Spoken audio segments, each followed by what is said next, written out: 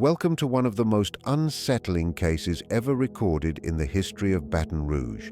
Before we start, I invite you to comment where you're watching from and the exact time you're listening to this story. It's always interesting to see how far and at what hours these mysterious stories reach different corners of the world. On the morning of August 23, 1848, a local merchant named Richard Caldwell was walking along the muddy path by the eastern banks of the Mississippi River, just outside the growing town of Baton Rouge, Louisiana. The air was thick and heavy with summer heat and humidity. What caught his eye, and would later become the first piece of evidence in the Witmore Brousard case, was an abandoned carriage, its wheel half buried in the soft riverbank mud. Inside, Caldwell found only a single glove, a man's leather ledger with blank pages, and a silver locket with no photograph inside. The carriage bore the mark of the Witmore Plantation, one of the large estates about 5 miles east of town. By noon that same day, Caldwell had reported his discovery to the Baton Rouge constable. It was noted that no one from the Witmore household had been seen in town for nearly 3 weeks. This wasn't too unusual, as plantation owners often stayed on their land for long periods during harvest time. But Samuel Witmore was known to be very particular about his routine. He visited the First Bank of Baton Rouge every Thursday without missing a week. According to the bank's records, he had failed to appear 3 weeks in a row and had sent no message explaining his absence. Constable James Harrington sent 2 deputies to the Witmore plantation that afternoon. What they found became the base of one of the most chilling cases in East Baton Rouge Parish. It was a story so strange that it was kept out of official records for nearly 70 years. The deputies' first report stated that the main house appeared perfectly orderly. The 27 enslaved people working in the cotton fields continued their tasks as usual. House servants went about their duties. Meals were being cooked and served, beds made, and the home looked fully maintained. It seemed as though the Witmore family was simply somewhere else on the property, but they weren't. Samuel Witmore, age 46, his wife Elizabeth, age 42, and their 3 grown children, Thomas, 23, Catherine, 20, and William, 18, were nowhere to be found. The only person who seemed out of place was Adeline Brousard, a house servant around 30 years old. According to the others, she often sat silently in the parlor when not working. When questioned, none of the slaves mentioned anything unusual. They all gave the exact same reply, in nearly identical wording. Master Witmore has gone to visit his brother in Natchez. He'll be back before the harvest. But records showed Samuel Witmore had no brother in Natchez. He had no brothers at all. Over the next few weeks, an investigation took place quietly. Neighboring plantation owners were asked about the family's disappearance. They acknowledged that the Witmores were missing but didn't seem worried. Like the slaves on the property, they accepted the idea that the family had simply gone away for a while. When asked further, they became uneasy and changed the subject. In September 1848, Judge Martin Lambert, a former business partner of Witmore's, began a formal inquiry. In his private journal, discovered many years later, Lambert wrote about what he called the strange silence surrounding the case. It is not just that the family has vanished. It is that no one seems to want to speak of it. It is as if the town has agreed to look away. By October, the plantation still ran normally. Cotton was harvested, processed, and sold. Money continued to be deposited into the Witmore account, authorized by a signature that perfectly matched Samuel Witmore's handwriting, even though the man himself hadn't been seen. Around this time, reports began spreading about Adeline Brousard's strange behavior. The quiet woman who once sat motionless in the parlor was now sleeping in the master bedroom. Some servants whispered that she was wearing Mrs. Witmore's clothes and jewelry. Even more unsettling were stories that she had begun speaking and acting exactly like Elizabeth Witmore, giving orders in the same tone and voice. The other servants, afraid, obeyed her.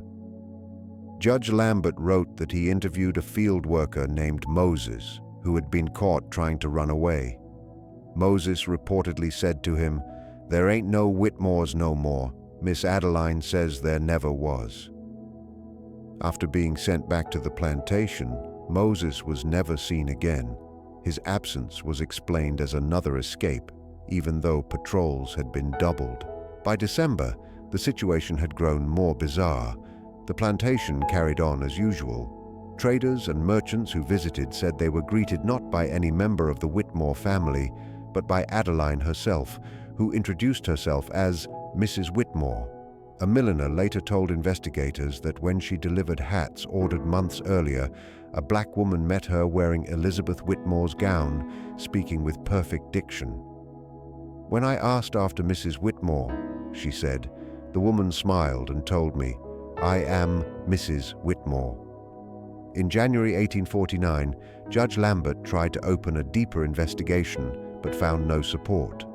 Officials refused to get involved, saying it was a private matter. Lambert later wrote of a conspiracy of silence. In a letter to his brother, he said, "Something has happened here that no one wishes to acknowledge. It is as if speaking of it might make it real." The most disturbing proof surfaced in February 1849, when a daguerreotype photograph was taken during a dinner at the Witmore plantation. The image, found decades later, showed a group of white guests dining happily. At the head of the table sat Adeline Brousard, dressed in fine clothes. No one in the photo appeared alarmed. Everyone smiled, talking and raising glasses as if it were completely normal. By March, Judge Lambert began receiving threats. His home was vandalized, and by April he was dismissed from his position for alleged instability. He left for New Orleans, taking his private papers with him. The clearest account of what may have happened came years later. In 1865, after the Civil War, a former slave named Isaiah Cooper gave testimony to Union officers. His story described what took place on the night of August 1st, 1848, 3 weeks before the carriage was found. Cooper said Master Witmore was cruel, not always in ways that left marks, but in ways that broke people inside. Adeline, he said, suffered the worst. She had been bought in 1842 from a French family in New Orleans, educated and fluent in both English and French. Though she was meant to serve as Mrs. Witmore's maid, Samuel had other intentions. Over time, his cruelty destroyed something inside her. On the night of August 1st, Adeline prepared a grand dinner. The whole Witmore family attended. During the meal, nothing seemed strange, until suddenly the family began to choke and gasp. Master Witmore looked straight at Miss Adeline, Cooper said, like he finally understood something, and she just sat there, calm as still water. Cooper claimed Adeline had poisoned them all. Afterward, she gathered the slaves and said, "The Witmores have gone to visit family in Natchez. I will be running the household in their absence." And shockingly, everyone nodded as if this were normal. Cooper said she ordered some field workers to bury the bodies deep in the swamp at the far edge of the property. From that night on, it was as if the Witmores had never existed. Adeline wore Mrs. Witmore's clothes, slept in her bed, and when visitors came, she greeted them as the lady of the house. The white neighbors, Cooper said, would dine with her and act as though nothing was wrong. They weren't fooled, he added. They just chose not to see it. Judge Lambert later wrote, "They cannot accept what happened without accepting what caused it, and that is what they cannot face." After 1850, records grew thin. The plantation still operated under Adeline's control, though paperwork continued to carry Samuel Witmore's name. In 1853, the main house burned down but was rebuilt smaller. The Civil War brought more hardship, yet the Witmore plantation somehow continued. In 1866, the land was officially transferred to a Mrs. Adelaide White, listed as a free woman of color. The transaction was handled by the same bank that had managed the Witmore accounts for many years. After this point, there are no further official mentions of Adeline Brousard. In the 1870 census, an Adelaide White is listed as the owner of a small but successful farm located on what had once been Witmore land. She is described as a widow with no children.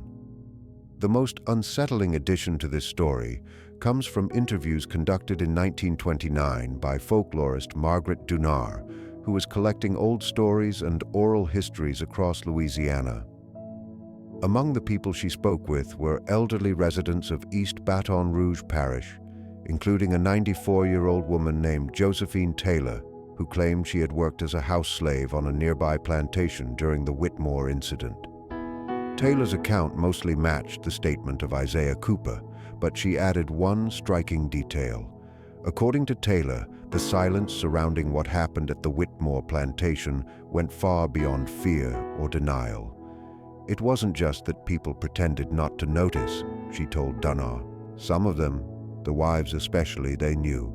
They would sit with her, have tea, talk about household matters, all while fully aware of who she really was and what she had done, and in their eyes, there was something close to admiration.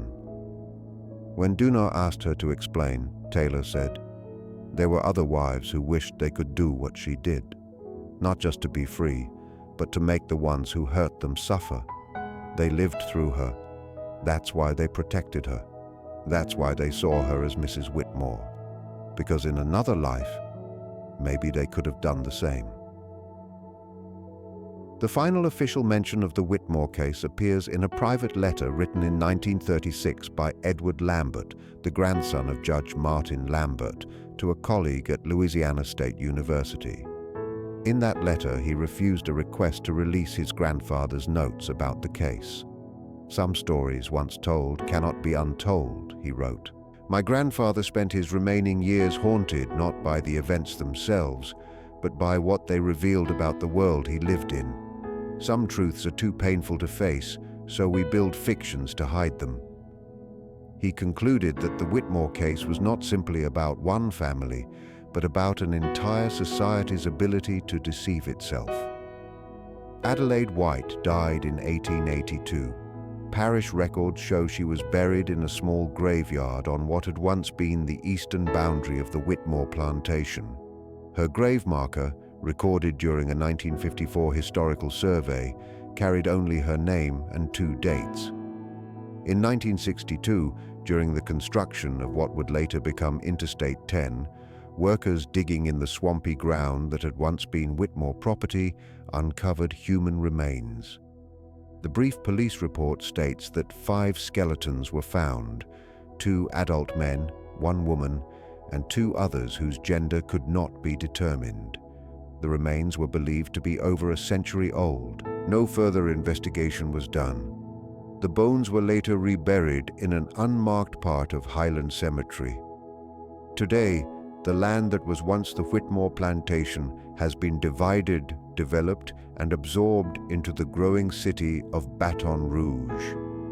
None of the original buildings remain, and no historical markers acknowledge what happened there. If not for scattered letters, private journals, and old testimonies, the story of Samuel Witmore and Adeline Brousard might have disappeared entirely, just another silence in a history full of them. What makes this case so disturbing is not only what happened, but how a whole community could choose to accept a false story instead of facing an unbearable truth. It reminds us that sometimes the most frightening part of human nature is not what we do, but what we refuse to see. Today, when you drive along Interstate 10 east of Baton Rouge, you pass directly over the ground where the Witmore family once lay buried. Thousands cross that path every day, unaware of what lies beneath their wheels. Like the society that once chose not to see Adeline Brousard sitting in Elizabeth Witmore's place, we move through landscapes filled with histories we've agreed to forget. But some stories do not stay buried. They rise again, like bodies surfacing after heavy rain. They whisper from faded papers and old photographs. They remind us that the worst horrors are not supernatural, they are entirely human. And perhaps the most unsettling thought of all is how many other Adeline Brousards were erased from history. How many unbearable truths have we chosen not to see? The last entry in Judge Lambert's journal, dated January 18, 1852, just 3 months before his death, reads simply, "What terrifies me most is not that such things can happen, but that we can look right at them and see nothing at all." In 1965, historian Dr. Eleanor Pritchard, who specialized in antebellum Louisiana, tried to publish a detailed study of the Witmore case. Her research used many of the same sources mentioned here, but was met with strong resistance from universities and historical societies. Her manuscript was turned down by 14 publishers before being permanently shelved. Not because of shame over slavery, it was already well documented, but because the Witmore case represented something even more threatening. A complete reversal of the social order, quietly accepted by the very people it should have destroyed. The reaction she received from the East Baton Rouge Historical Society was especially revealing. When Pritchard asked for access to any Witmore records, she later wrote to a colleague at Tulane University, "There is still a strong effort in some circles to bury this history." The Society's director replied briefly, "No such family is recorded in our archives. This deliberate erasure was no accident." Even in 1958, when the ruins of what was likely the original Witmore house were uncovered during construction, newspapers described them simply as unknown colonial remains. One of the most convincing pieces of evidence proving the Witmore-Brousard story emerged in 1966. During renovations to the First Bank of Baton Rouge building, workers discovered a hidden compartment in what had once been the manager's office. Inside was a leather folder holding bank transaction records from 1848 to 1853. These documents, now kept at the Louisiana State Archives and accessible only by special request, contained ledger entries for the Witmore account, signed in 2 very different handwritings, both claiming to be Samuel Witmore. Handwriting experts later confirmed that the earlier signatures matched Samuel Witmore's known writing, while the later ones were clever forgeries. The account details also changed after August 1848. Earlier transactions showed typical plantation expenses and business transfers to merchants in New Orleans and textile companies in Massachusetts. But afterward, new patterns appeared: smaller cash withdrawals and the purchase of medical books and French texts from a New Orleans shop. In 1850, payments were made to a tutor who taught twice a week on the plantation, as well as to a dressmaker, a jeweler, and an importer of fine French goods. These expenses suggested the creation of a new identity rather than the continuation of an old one. In 1851, the account also funded the purchase of freedom papers for 3 people listed only as former property of neighboring estates. A plantation owner using his profits to free other slaves was unheard of, yet the bank made no comment. The most telling entry came in November 1852, marking the opening of a separate account under the name A. White, with funds transferred directly from the Witmore holdings. This was the start of the financial shift that would lead to Adelaide White formally owning the property in 1866. These records reveal not a sudden act of violence, but a slow, deliberate rebuilding of identity, one that required the cooperation or blindness of many people. The question that still troubles researchers is how it was possible. How could a slave woman murder her owners, take the mistress's place, and continue living that way without being discovered? Dr. Marcus Freeman, in his 1953 study of antebellum power structures, suggested that the strict racial order of the time made such deception possible. Society was so built on rigid categories that when faced with something that defied them, people simply refused to believe what they saw. It was easier to accept a collective illusion than a truth that could destroy their entire worldview. This theory fits with surviving letters from the time.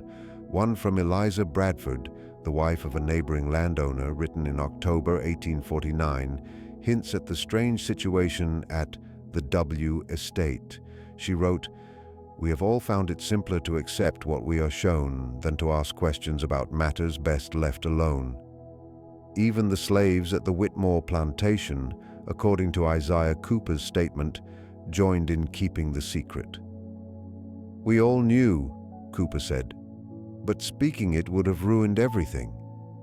Some of us wanted to see how long the white folks would pretend not to notice. The daguerreotype, dated February 1849, remains the most chilling artifact of the case. Modern analysis confirmed that the woman seated at the table was of African descent, dressed in the finest European style. Yet the white dinner guests around her looked relaxed, even friendly. Psychologist Dr. Catherine Munro later called this selective reality, when a group silently agrees to see only what fits their world. Rather than accept a truth too destructive to their beliefs, they created a version of reality they could live with. A letter from one business partner described meeting with the lady of the house who speaks for the Witmore interests with surprising intelligence for one of her station. His words revealed both awareness and denial. In the end, the fragments of this story form a portrait of an entire community performing a shared illusion. Planters, merchants, and slaves alike maintained a lie that allowed them to survive within their broken world. After the Civil War, Adelaide White's transformation from representative to legal owner of the land mirrored the broader shift of Reconstruction. The lie became a new, gentler story. She was now seen as a free woman of color who had somehow gained property, a rare but not impossible outcome in those uncertain years. Records from St. Joseph's Catholic Church in Baton Rouge list Adelaide White as a parish member and regular contributor from 1867 until her death. The same church documents make no mention of Adeline Brousard or the Witmore family, even though they had been prominent figures in the community for decades before their disappearance. The most touching artifact from Adelaide White's later years is a daguerreotype taken around 1875, discovered in 1948 in the possession of a family descended from formerly enslaved people on the neighboring Bradford Plantation. It shows an elderly woman of African descent, dressed simply yet with quiet dignity, seated on a porch in front of a modest farmhouse. According to the notes found with the image, the woman was known locally as Madam White and was respected for her knowledge of herbal medicine and her willingness to treat both black and white residents of the area. The notes mention nothing of her past, only stating that she acquired her land after the war and was known to assist freedmen by giving small loans and gifts of seeds and livestock. If this photograph truly depicts Adeline Brousard in her final identity as Adelaide White, it suggests that she not only survived but managed to create a new life that allowed her to live openly, if not entirely truthfully, until her passing. The transformation from enslaved woman to plantation mistress and finally to respected landowner shows a remarkable ability to navigate the dangerous racial and social boundaries of 19th century Louisiana. Adelaide White passed away on September 12, 1882. Parish records list her cause of death as complications of old age. Her will, unusually detailed for someone who had once been considered property herself, divided her modest estate among several local families, many of whom were formerly enslaved. The document contains no mention of her life before emancipation. The small cemetery where she was first buried was relocated in 1959 to make way for highway construction. Her remains, along with others, were moved to Highland Cemetery in Baton Rouge. However, according to cemetery records, her grave marker, a simple stone reading Adelaide White, 1833-1882 at rest, was not among those successfully relocated. Today, her final resting place remains unmarked. In the years since, the Witmore-Brousard case has remained little more than a footnote in Louisiana's history. It appears occasionally in academic works, but has rarely been studied in depth. The reasons for its continued obscurity are not difficult to understand.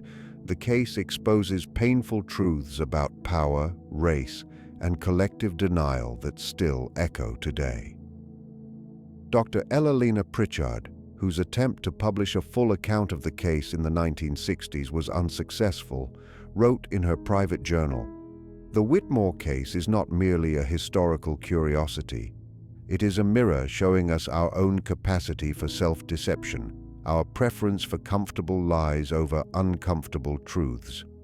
This idea becomes especially haunting when we consider how the physical evidence of the case has been systematically erased. The Witmore Plantation house, rebuilt after a fire, was later demolished. The land was divided and developed. Graves were paved over. Records were hidden or destroyed. Even the resting place of the woman at the center of it all was lost to time. Yet, the story endures, preserved in fragments of documents, in whispered oral histories, and in a handful of academic studies willing to face its implications.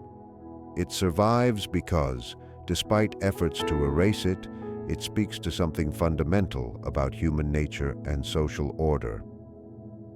In 1964, during an interview conducted for the Federal Writers Project, a 101-year-old woman named Clara Johnson, born into slavery in East Baton Rouge Parish, was asked if she remembered anything about the Witmore plantation or its owners. After a long pause, she said, "Some stories ain't meant to be told straight out.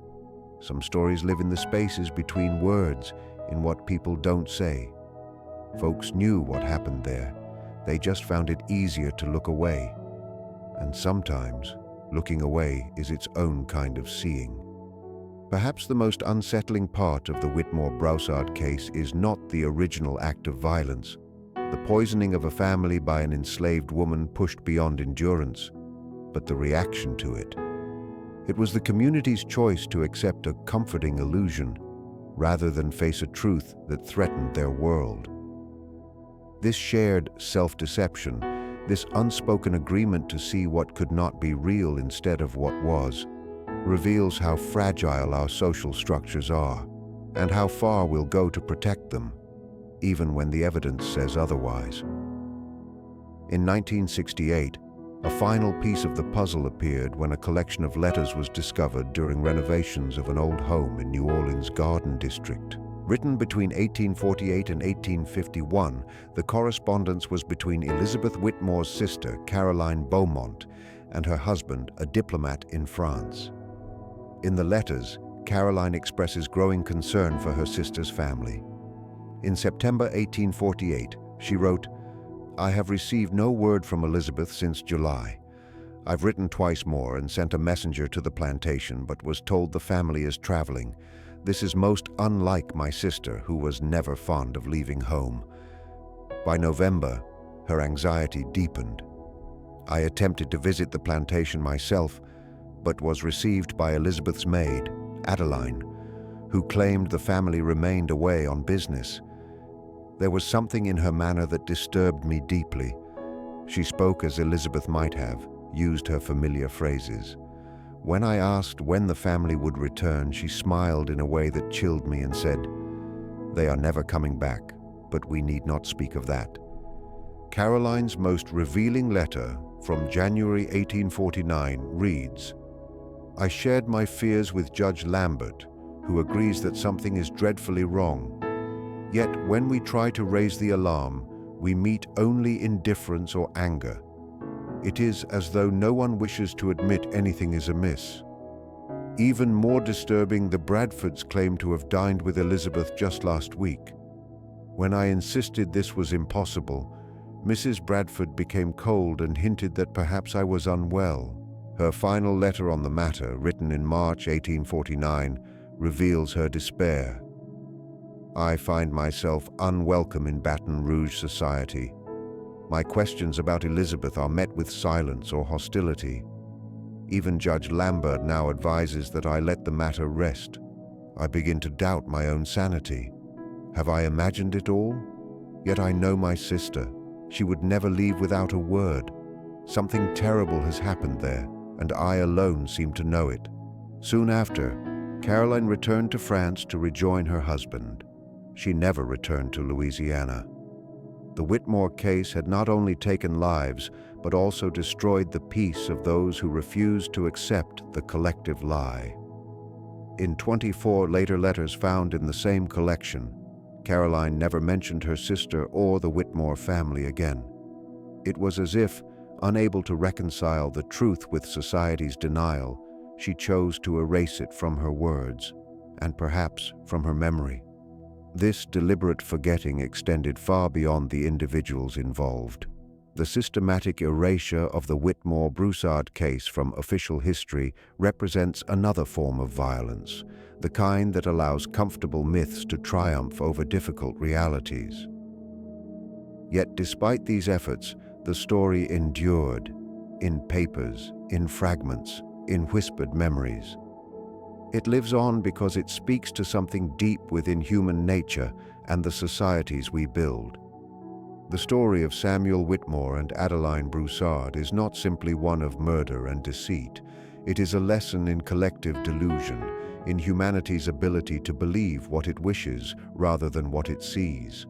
It reminds us that reality is not only what exists, but what we choose to acknowledge. Perhaps most unsettling of all is the realization that this self-deception is not confined to the past. We too live within comforting fictions that preserve our sense of order. We too turn away from truths that disturb us. And like the society that refused to see Adeline Brousard sitting in Elizabeth Witmore's place, we may not recognize our own illusions until long after they've shaped our world.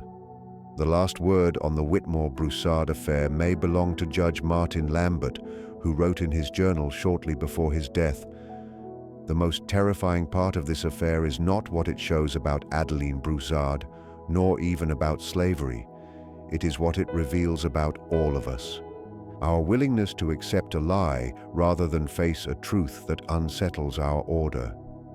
I fear that tendency lies sleeping in every human heart, waiting for the moment when reality becomes too painful to bear."